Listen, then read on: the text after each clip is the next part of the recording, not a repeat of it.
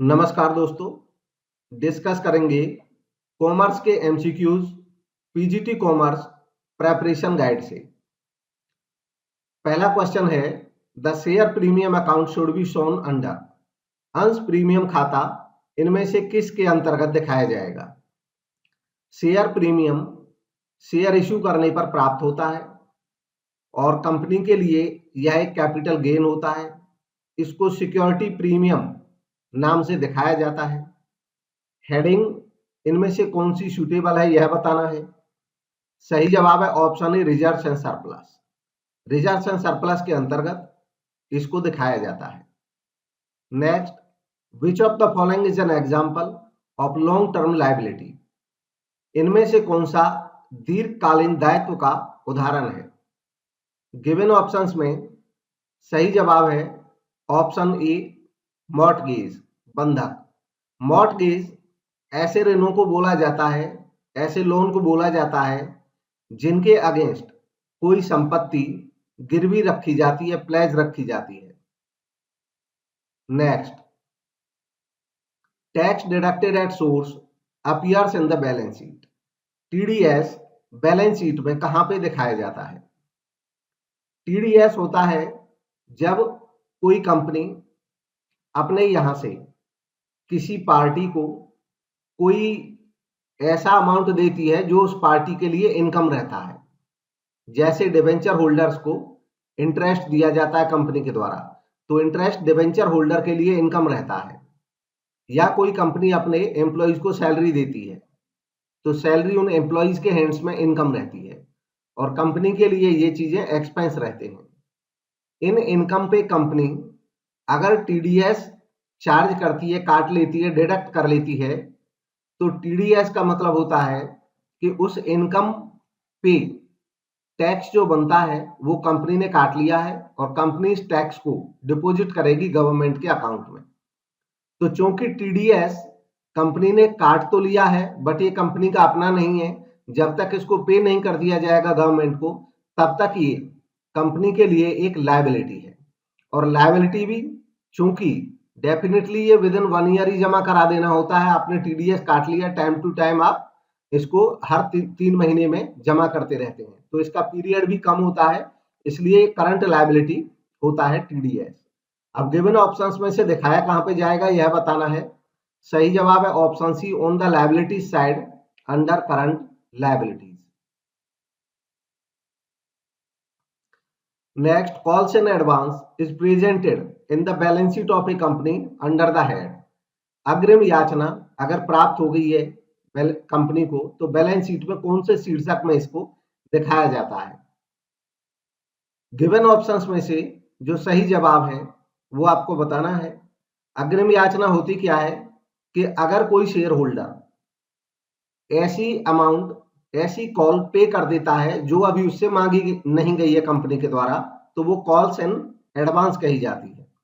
इसको दिखाया जाता है अदर करंट लायबिलिटीज में। क्योंकि अभी इसको मांगा नहीं गया था, शेयर होल्डर ने पहले ही इसको पे कर दिया है, तो नेचुरल बात है कि मांगा जाना है कुछ दिन बाद ही, डेफिनेटली विद इन 1 ईयर, इसलिए करंट नेचर का ही होता है ये। और तब तक लायबिलिटी रहेगा जब तक ये ड्यू नहीं हो जाएगी, ये कॉल कंपनी के द्वारा मांग नहीं ली जाएगी, तब तक ये कंपनी के लिए एक लायबिलिटी की तरह रहेगी। Next, rounding off rule for figures in the presentation of financial statements of companies is based on। Financial statement जब किसी कंपनी के बनते हैं तो जो फिगर्स होती हैं उनको राउंड ऑफ किया जा सकता है। अब राउंड ऑफ जो किया जाता है उसका बेस क्या होता है यह पूछा गया है। तो गिवन ऑप्शंस में जो सही जवाब है वो है ऑप्शन सी, टर्नओवर। टर्नओवर के आधार पे राउंड ऑफ किया जाता है। अगर किसी कंपनी का टर्नओवर 100 करोड़ से कम है तो उसको नियरेस्ट जो भी अमाउंट होते हैं, जो फिगर्स होते हैं, उनको नियरेस्ट हंड्रेड्स, थाउजेंड्स, लैक्स या मिलियंस में कन्वर्ट कर लिया जाता है, राउंड ऑफ कर लिया जाता है। अगर कंपनी का टर्नओवर 100 करोड़ से ज्यादा है, मोर देन 100 करोड़ है, तो फिर नियरेस्ट लैक्स या मिलियंस में कन्वर्ट किया जाता है। Next, money received against share warrants is disclosed under which of the following major heads. Money receive share warrants के तहत अगर प्राप्त किया है तो उसको कहां पे डिस्क्लोज किया जाता है? एक कंपनी की बैलेंस शीट के मेजर हेड में as per schedule 3 of companies act 2013। Given options में जो सही जवाब है, इसमें सही जवाब है option D, shareholders fund. होता क्या है money received against share warrant? Share warrant एक ऐसा इंस्ट्रूमेंट होता है जो कोई कंपनी जारी करती है और उसके साथ ये टर्म होती है, कंडीशन होती है कि जो लोग ये वारंट लेना चाहते हैं उनको ये वारंट के बदले में अमाउंट देना होगा और इन वारंट को ये बाद में शेयर्स में कन्वर्ट करा सकते हैं। एक पर्टिकुलर पीरियड होता है, उसके अंतर्गत इनको शेयर्स में कन्वर्ट कराया जा सकता है। तो ये जो अमाउंट मिलती है ये भी कंपनी की कैपिटल की तरह ही होती है और इसलिए उसको शेयर होल्डर्स फंड में दिखाया जाता है। Next, which of the following is not included in the financial statements of a company? इनमें से किसको कंपनी के फाइनेंशियल स्टेटमेंट्स में शामिल नहीं किया जाता है? गिवन ऑप्शंस में सही जवाब है option B, fund flow statement. एक कंपनी के लिए अपने एनुअल स्टेटमेंट्स जो बनाने होते हैं उनमें cash flow statement, balance sheet statement और प्रॉफिट एंड लॉस ये कंपलसरी होते हैं बनाने के लिए। फंड फ्लो स्टेटमेंट इनमें कोई कंडीशन मतलब रिक्वायर्ड कंडीशन नहीं है कंपनीज एक्ट के तहत। हालांकि कोई संस्था फंड फ्लो स्टेटमेंट एनालिसिस करने के लिए, अपने फंड्स को एनालिसिस करने के लिए तैयार करती है। Next, the non current asset of a company are ₹18 lakh. एक कंपनी की नॉन करंट एसेट है 18 लाख, इन current liabilities 5 lakh, current asset 7 lakh, non current liabilities company की 5 lakh. The equity of the company will be, company की इक्विटी क्या होगी? Equity means capital. तो हमें इसमें गिवन है ऑलरेडी, नॉन करंट एसेट दिया है 18 लाख और करंट एसेट दिया है 7 लाख। 18 लाख और 7 लाख से जो टोटल एसेट हो जाएंगे वो 25 लाख हो जाएंगी। इसके बाद लायबिलिटीज में भी हमें उन्होंने बताया है, करंट लायबिलिटीज भी दिया है, नॉन करंट लायबिलिटीज भी दिया है। जो करंट लायबिलिटीज है वो 5 लाख है और नॉन करंट लायबिलिटीज भी 5 लाख है, टोटल 10 लाख हो जाएंगे। अब टोटल ऑफ एसेट में से अगर टोटल ऑफ लायबिलिटीज घटा देंगे तो हमारे पास कैपिटल यानी कि इक्विटी आ जाएगी और इसका सही जवाब हो जाएगा option A, 15 lakh, 15 lakh. Next, which of the following asset is least likely to be subjected to lien? इनमें से कौन सी एसेट ऐसी है जिसकी सबसे कम संभावना होती है लियन पे देने के लिए? तो गिवन ऑप्शंस में से जो सही जवाब है वो है option B, leasehold property. जब कोई कंपनी लोन लेती है किसी भी टाइप का और उसके अगेंस्ट अपनी किसी एसेट को प्लेस करती है, गिरवी रखती है, तो ऐसे केस में उस लोन की सुरक्षा उस एसेट से निश्चित होती है और उस एसेट पे उस लोन का लियन रहता है। लियन, ग्रहणाधिकार इसको हिंदी में कहते हैं कि अगर लोन नहीं दिया गया तो इस संपत्ति को वो जो लोन देने वाला है वो ग्रहण कर लेगा, वो इसको ले लेगा। अब ये जो लियन है ये plant and machinery, land and building, motor vehicle सभी पे हो सकता है, लेकिन लीज होल्ड प्रॉपर्टी दरअसल एक ऐसी प्रॉपर्टी होती है जिसको हमारी संस्था ने लीज पे लिया हुआ है, किराए पे लिया हुआ है। तो जिस संपत्ति को हमने किराए पे लिया हुआ है उसको लियन पे रखना संभव नहीं है, क्योंकि वो उसका जो मालिक है हम हैं ही नहीं, जो लीज पे देने वाला है वो उसका ओनर है। तो आमतौर पे ऐसा संभव नहीं हो पाता है, इसलिए बी इसका सही जवाब है। Next, consider the following items. कुछ आइटम्स दिए हैं, डिवेंचर, ऋण पत्र, प्रीपेड रेंट, पूर्वदत्त किराया, इंटरेस्ट एक्रूड, अर्जित ब्याज, बैंक ओवरड्राफ्ट, बैंक अधिविकर्ष।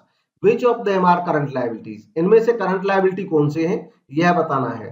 तो गिवन ऑप्शंस में जो सही जवाब है वो है ऑप्शन बी। ऑप्शन बी यानी कि केवल 4, मतलब जो बैंक ओवरड्राफ्ट है यह एक करंट लायबिलिटीज है।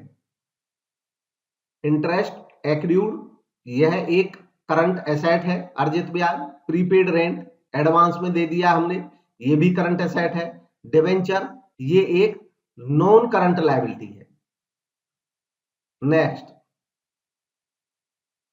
लिस्ट दी है 2, हमें मैच करना है लिस्ट 1 विद लिस्ट 2 और करेक्ट आंसर फिर सिलेक्ट करना है।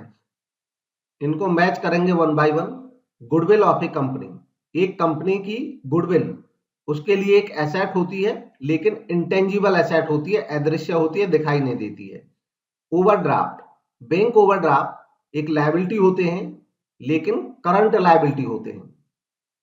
प्रीलिमिनरी एक्सपेंसेस, ये एक्सपेंसेस हैं। प्रीलिमिनरी एक्सपेंसेस वो एक्सपेंसेस होते हैं जो कंपनी के शुरुआत में उसका निर्माण करने के लिए हो जाते हैं। आमतौर पे ऐसे एक्सपेंसेस अगर राइट ऑफ नहीं किए जाते हैं तो ये कंपनी की बुक्स में बने रहते हैं।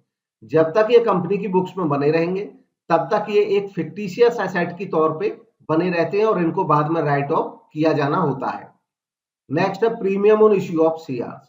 शेयर इश्यू पे जो प्रीमियम आता है वो सिक्योरिटीज प्रीमियम नाम से रिजर्व्स एंड सरप्लस में दिखाया जाता है। तो ये इसकी मैचिंग है। अब इनमें से देखें कौन सा इसका सही जवाब है। इसका सही जवाब ऑप्शन ए हो जाता है। Next, which of the following items is not shown under the heading reserves and surplus. कौन सा item reserves and surplus heading में नहीं दिखाया जाता है, यह बताना है। गिवन ऑप्शंस में सही जवाब है option B, provision for bad debts. Provision for bad debts reserves and surplus के item capital reserve, credit balance और P&L अकाउंट, जनरल रिजर्व, ये सब रिजर्व्स एंड सरप्लस के आइटम्स हैं। प्रोविजन फॉर बैड डेट्स के लिए बनाया गया एक प्रोविजन है। आमतौर पे इसको डेटर्स में से लेस करके दिखाया जाता है। Next, calls in advance is a. Calls in advance इनमें से क्या है? तो गिवन ऑप्शंस में सही जवाब है option A, current liability. Calls in advance एक करंट लायबिलिटी रहता है। ऑलरेडी क्वेश्चन आ ही चुका है पहले। Under which heading the item bill discounted but not yet matured will be shown in the balance sheet of a company. Company की balance sheet में bills discounted but not yet matured को कहां दिखाया जाता है, किस हेडिंग में दिखाया जाता है? किसी कंपनी को अगर बिल मिलते हैं किसी ग्राहक से और उन बिल्स को कंपनी डिस्काउंट करा लेती है बैंक से, तो बैंक से पैसा मिल जाता है, बट उस कंपनी की एक लायबिलिटी तब तक बनी रहेगी जब तक वो बिल मैच्योर नहीं हो जाएंगे और उनकी पेमेंट ग्राहक के द्वारा कर नहीं दी जाएगी। क्योंकि अगर ग्राहक ने उन बिल्स को ओनर नहीं किया, उनकी पेमेंट नहीं दी, तो बैंक कंपनी से ही डिमांड करेगा पैसे की। कंपनी की ड्यूटी है कि वो अपने ग्राहक से वसूल करे और कंपनी बैंक को पे करेगी ये पैसा वापस। तो एक तरह से ये बिल डिस्काउंटेड जो हैं ये कंपनी के लिए एक कंटिंजेंट लायबिलिटी बने रहते हैं, संदिग्ध लायबिलिटी बने रहते हैं, और इसलिए इसका जो सही जवाब है वो है ऑप्शन बी, कंटिंजेंट लायबिलिटी। हालांकि कंटिंजेंट लायबिलिटीज बैलेंस शीट के अंदर नहीं होते हैं, ये बिलो लाइन आइटम होते हैं, बैलेंस शीट के नीचे बाद में अलग से दिखाए जाते हैं। Next, which one is true. इनमें से कौन सा सही है? तो 4 स्टेटमेंट हैं और आपको देखने हैं कि कौन सा इनमें से सही है, उसके बारे में बताना है। तो गिवन ऑप्शंस में सभी को एक एक करके पढ़ते हैं। सबसे पहला जो स्टेटमेंट है वो है financial statement reflect current situation. तो ये सही नहीं है।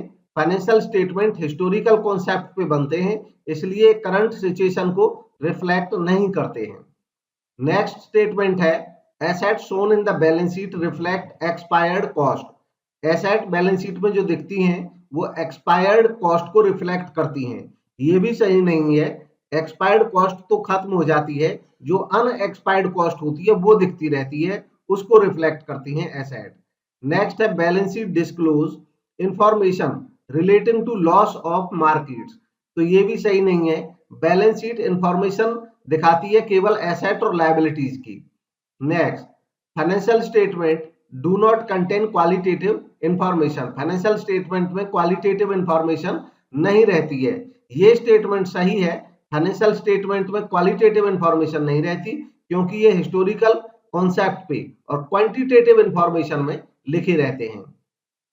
Next, which is not included in financial statements. इनमें से कौन सा फाइनेंशियल स्टेटमेंट्स का हिस्सा नहीं है? तो गिवन ऑप्शंस में जो सही जवाब है वो है ऑप्शन डी, डायरेक्टर्स रिपोर्ट। हालांकि डायरेक्टर्स रिपोर्ट एक स्टैट्यूटरी रिपोर्ट है, कंपनी को बनानी होती है एनुअल स्टेटमेंट देते समय, लेकिन जो फाइनेंशियल स्टेटमेंट्स हैं उसमें balance sheet, profit and loss account और नोट्स टू अकाउंट्स ये फाइनेंशियल स्टेटमेंट्स के हिस्सा है, पार्ट है। Next, revised schedule 3 of Indian companies act 2013 for financial statement is applicable from. तो गिवन ऑप्शंस में से जो सही जवाब है वो है ऑप्शन डी, 1 अप्रैल 2013 से। Next, in which format financial statement of a company are prepared according to companies act 2013। Company अधिनियम 2013 के अनुसार एक कंपनी के फाइनेंशियल स्टेटमेंट कौन से फॉर्मेट में तैयार होते हैं या बनते हैं।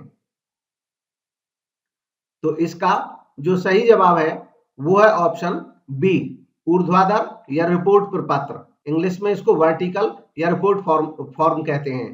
कंपनीज एक्ट 2013 में स्पष्ट कर दिया गया है कि बैलेंस शीट हो या प्रॉफिट एंड लॉस अकाउंट हो, दोनों ही वर्टिकल फॉर्मेट में बनेंगे। नेक्स्ट, ये थे आज के MCQs. Thank you for watching.